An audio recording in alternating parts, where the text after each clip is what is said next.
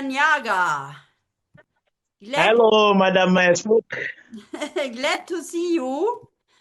Glad to see you too. Thank you.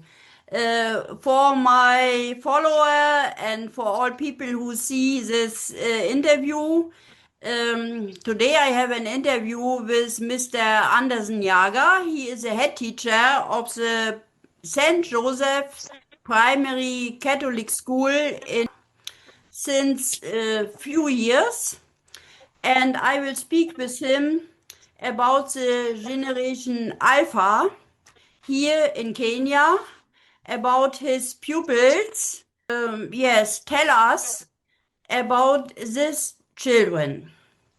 I must see here. So, yes, in many European countries, Generation Alpha, the children born from 2010 onwards, are often described as overwhelmed, too sensitive, struggling to cope with modern life. But here in Kenya, I see something completely different.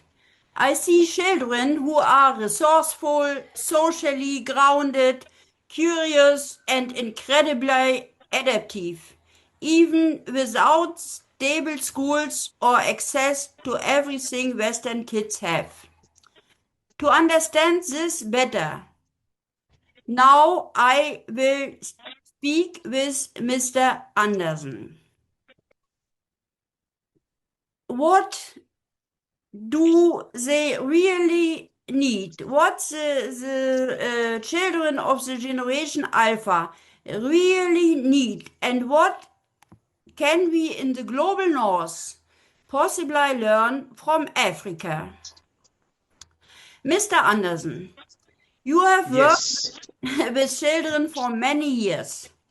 How would you describe this current generation of students?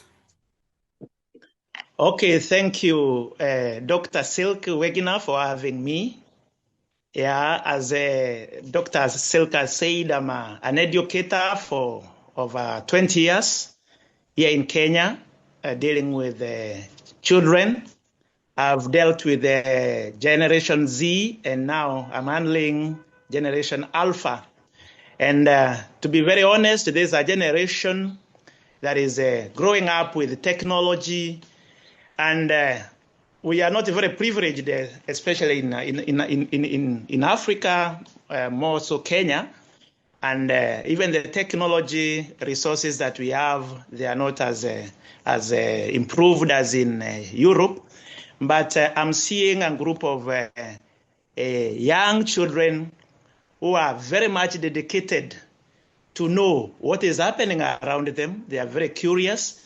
And having been handling also teachers who are maybe from Generation Z and may not be able to understand this Generation Alpha, which is just next to them, I've tried to talk to them that they don't need to dictate these children on what to do. They need to tell them that they explore the curiosity that they have. And at the end of the day, I'm seeing a generation that is going to bring a lot of change in Africa, more so Kenya. Thank you for that.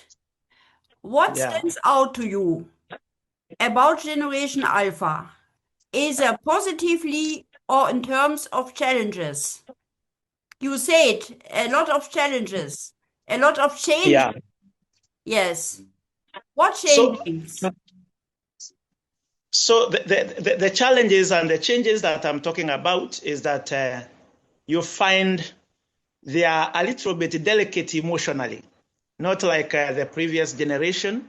So if a child goes out of the way in discipline matters, especially in class or outside the class, then you try to use the methods that were being used in the, like when I was growing up, if you did something stupid, if you did something out of the discipline that is supposed to be followed, then the parent or the teacher or someone senior in the community, an adult, will take a stick and spank you or even slap you, and it would be okay with you. But now the generation we are dealing with, Alpha, they are emotionally very delicate.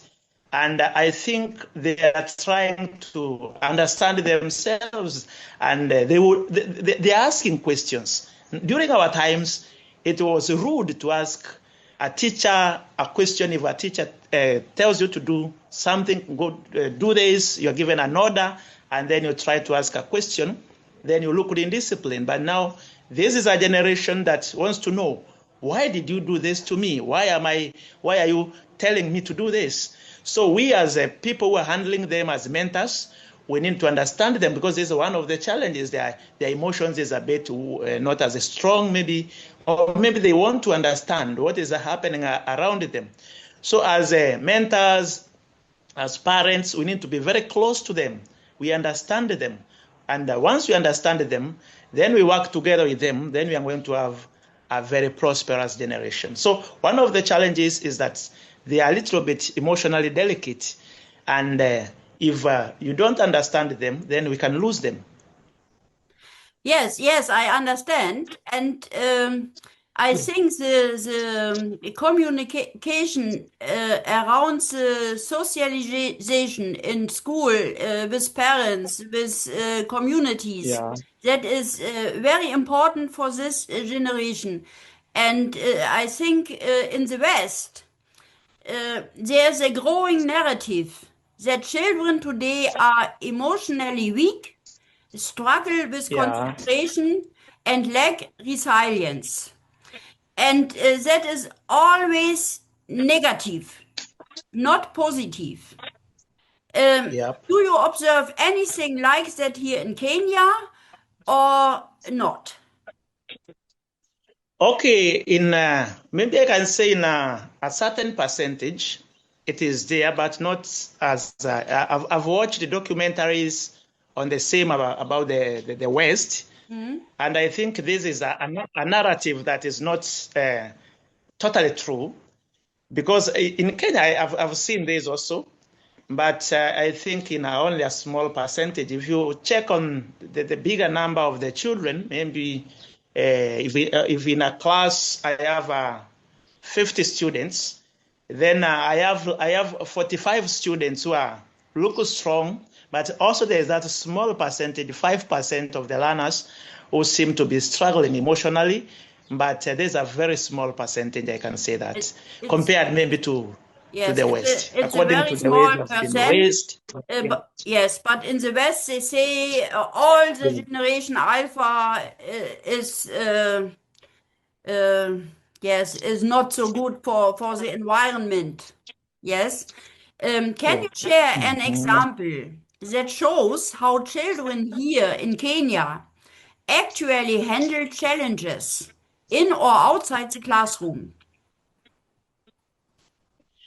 Yeah, so here in Kenya, when these children, the generation Alpha, have challenges, I've seen them like there are those you find a challenge like whereby the family is not very stable in matters of relationship, maybe the father and the mother, which is common in Kenya, that there are issues they're trying to solve.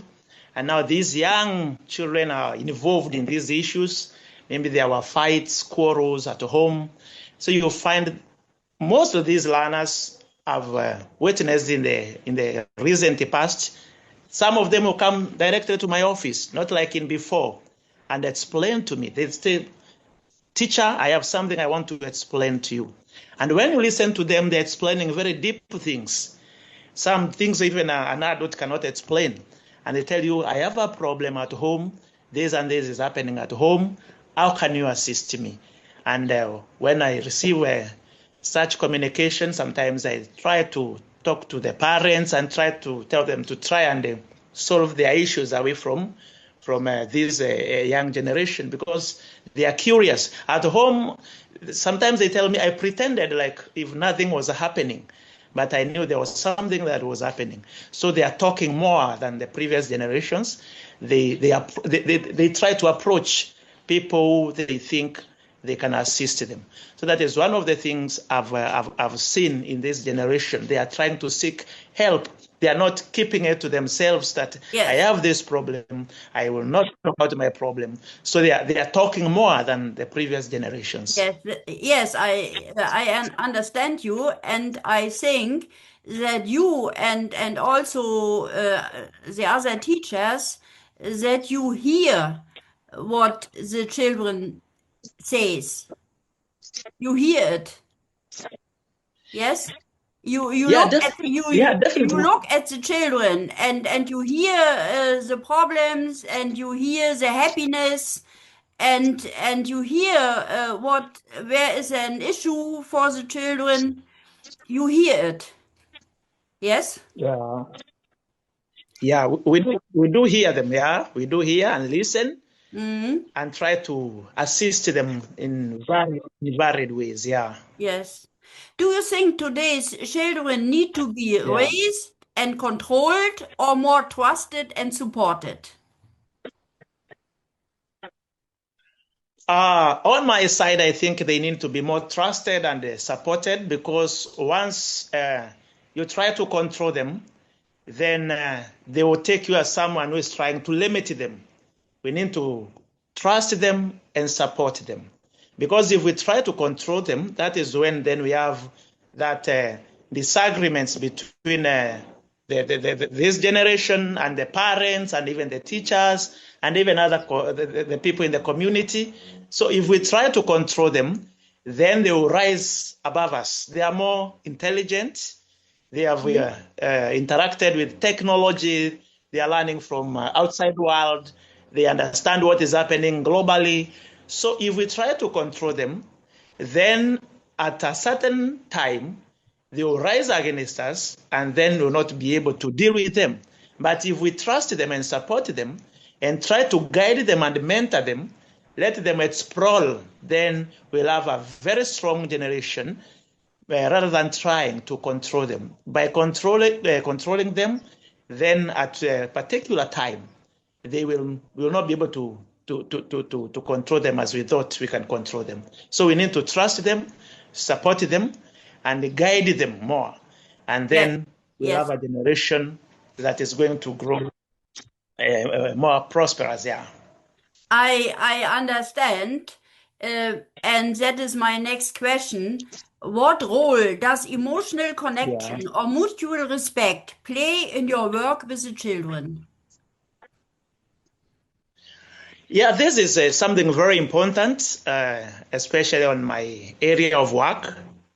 And if there is no mutual respect, that the teacher respects the learner respects the teacher, then even in the process of acquiring knowledge and skills, that is learning, then it becomes very difficult.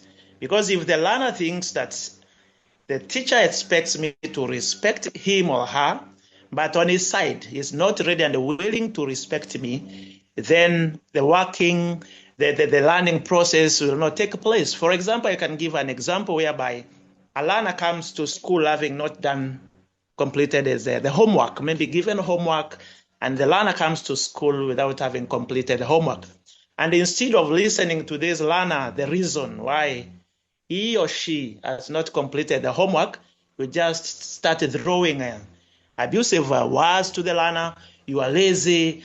There could be issues at home. The learner could be dealing with some issues, mental health issues, and other issues which affect the children. So we need that respect, that I need to call even the learner to my office, to the staff room, and understand Yes. X and or Y. Why have you not done your homework? Yes. Then I listen to them.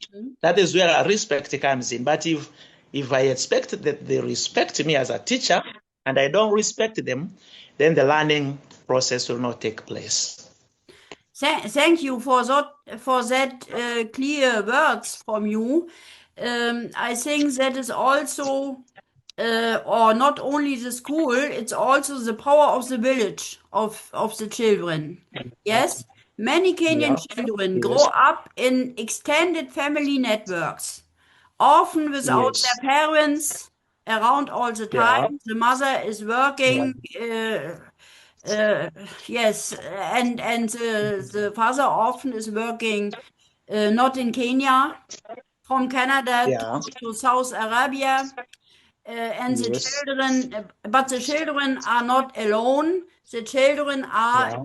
in an extended family network in a village. How Yeah. does this affect their social development? Okay, yeah, in Kenya, you find that most children, they are connected to the extended family, Yes. and there's also the school, and there's the village. Now, most likely, if these children are living in urban areas, you find that the school plays a major role. But if you go to the rural areas, you find that the community and the village plays a very major role, whereby you find if there is something has happened, maybe even a death of a relative, there is that support from the village, from the community. And sometimes these children are raised by their aunts, their uncles, because sometimes you find the parents are not there.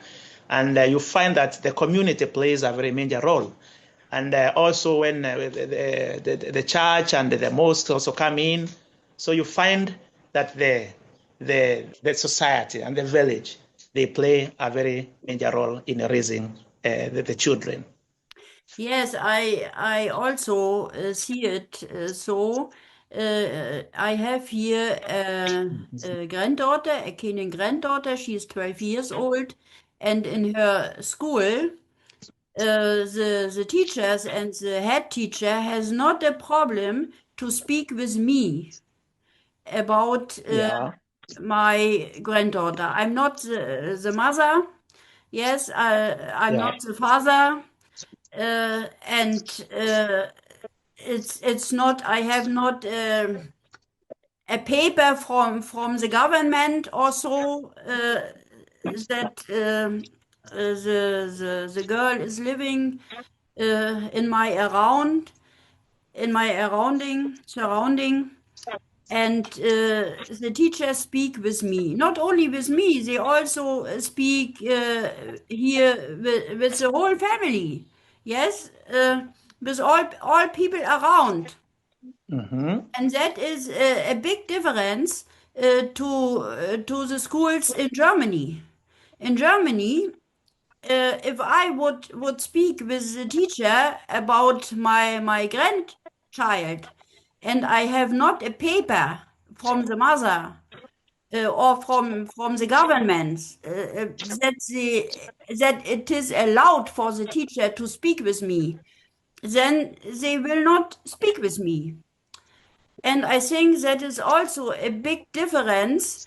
And I think it's better here in Kenya. It's important for special Generation Alpha. Yeah, so I think that is quite different. In Kenya, people have more trust with the people living with maybe with the children. So if at least you can approach a teacher in a school and explain yourself, and the child also confirms that I know this person, I live with this person, then even without the papers, it's possible for you to go and even stand in for the learner during meetings, during other activities in school. It's allowed. So I see whereby a society where there is more trust, because if I've seen you in school 3 times, you've paid maybe the school fees for the learner, then I need to trust you, because I understand that at that particular time, you are the guardian, even without the official papers or Yes. the legal papers from the government or even from the parent. Yeah, so I think it's a little bit different here. We trust more once we understand that there's a person who is paying the school fees, there's a person who is staying with this child, then even if you're coming from another country or even if you're coming from a far place, then we trust easily. Thank you for that. Yeah. Now I will ask you a little bit about digital learning and self-motivation. Do you see children here using Yeah. phones or internet to learn things on their own? Yeah, I've seen this more often, especially the generation Alpha. They are more fond of phones. They even want to take your phone if they don't have their own phone. So I've seen them. I've seen learners, children interacting with the phone and other the digital devices, trying to even learn on how to do a certain sum, mathematics, or even learning a new word. So I think there is a lot of interaction with the digital devices, with the generation Alpha. I've seen this more often. I have a son who always wants to take my phone and learn something from the phone. Yeah, so I've seen this, and I think now another problem is that the parents are trying to be more protective and or to restrict the children from using these devices, which I think is not something very positive. They need to be controlled and not to be restricted. So you just need to control and let them understand that if you have a digital device, then you can use it for learning and even more for entertainment also, positive entertainment. So I think this one would help. But I've seen children interacting with the digital gadgets and learning from them. Yes. Is it still necessary to force the children to study, or is it more effective to encourage curiosity and freedom? On my side, I think we need to encourage on curiosity and the freedom, because if we force them, like I was telling you earlier, that during our times, even our parents could force us to go to the room and study. You have to study. But from your end, you feel that you are not motivated for learning. And I think this one is not something positive. It's important that we create curiosity on them, that there is this, and if you are curious, then if you try to make them more curious, they learn better, and you'll find that there will be results and the positivity on learning. But if we try to force them into learning, then I believe at the end of the day there will be no learning. There will be zero Yes, learning. yes, yes. If we, yeah, yeah, if we control them. Yes, yes. What do you think? What is your hope for this generation here in Kenya and maybe globally? Okay, to be very honest, is that I hope they will become more innovative and socially conscious than previous generation. Growing up integrated with technology, they will be able to solve problems in a more creative way than we can imagine. So in Kenya, we are seeing small children engaging with the issues like climate change, mental health, and other issues. So I see a generation that is going to solve problems in a more creative way than the previous generations. And if you want to give one message to parents or teachers in Europe who are worried about this generation, what would you say to them? Okay, what I would say to the parents in the West or in Europe is that they need to acknowledge the concerns of this generation Alpha, and they also not control them, but also they can limit maybe the exposure on screens and social media in a good way. Then they check on their mental health risks, which is also a big issue globally, whereby young children are dealing with mental issues. They also need to teach them emotional intelligence, talking about their feelings, talking about about resilience, talking about failure. Let them understand when failure comes, it doesn't come to finish you, that you can rise from failure. about their feelings, let them discuss about their feelings, and let them nurture curiosity in them and not control them. Let them try to build curiosity in them and not to control them. That is my message to the parents in Europe. Thank you. And also, thank you, Mr. And also, yes? Okay. And also guide them rather than dictating the children. Let them guide them and not dictate them. Yes, a guide, not dictate them. Yes, yes. Yeah. Yes, thank you so much for your time and insights. What I take away from this conversation, Generation Alpha is not weak or lost. They are growing up in a different world and they need trust, not control. If you found this conversation, if you found this conversation inspiring, subscribe to the channel and share your thoughts in the comments. How do you experience Generation Alpha in your part of the world? Please send me your comments and following me if you are interested for more. Thank you very much. Thank you, Mr. Nyaga.